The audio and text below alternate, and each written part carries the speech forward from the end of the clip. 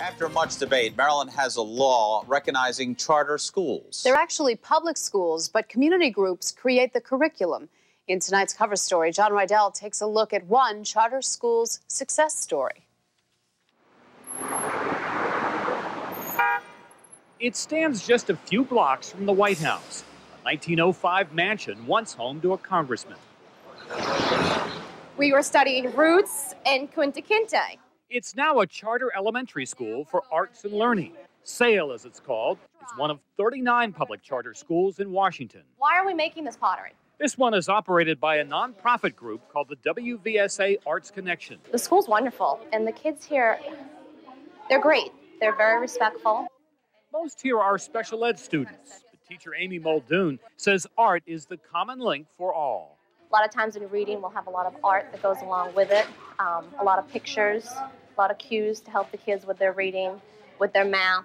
Administrators say the key is personal attention.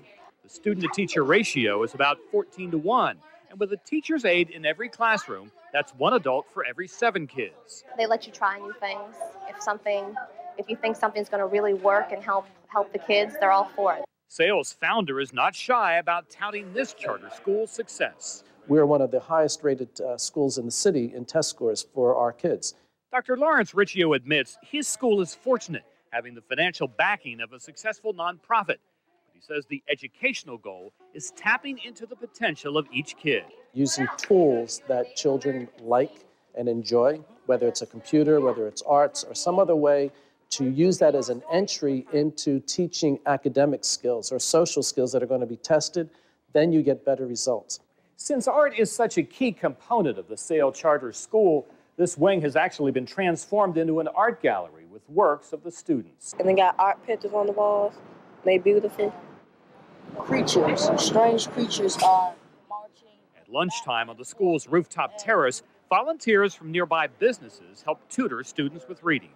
It's great to be going to this school because you can learn more. More than 14,000 students are enrolled in D.C. charter schools. This fall, that number will grow. The same company that operates this school plans to open another building nearby. Teachers spend time with you. What did you think? They're not just the teacher; they also help us with our behavior and stuff, and help us with our attitude and stuff. And with Governor Ehrlich's signature, charter schools will soon expand into Maryland. State School Superintendent Nancy Grasmick has some advice for nonprofits interested in establishing their own schools. These are public charter schools, so students cannot be turned away based on issues of race or ethnicity or special education needs. Grasmick says one of the obstacles is simply finding a building for the school itself. Either you have to renovate an existing facility or you have to create a new facility. But because of the new law, community groups in Maryland can now apply for federal startup funds. This money will provide that opportunity, that seed money, so that I think it will be an incentive for groups to say, I think we can do this. We're being historians and we're trying to discover pieces of history. Others believe the expansion of charter schools could serve as a wake-up call to the public school system. The fewer kids are left in public schools suggests why should we keep supporting public schools at the level we're supporting when the results are not very good. Nancy Grasmick says she hopes charter schools won't compete with public schools, but complement them.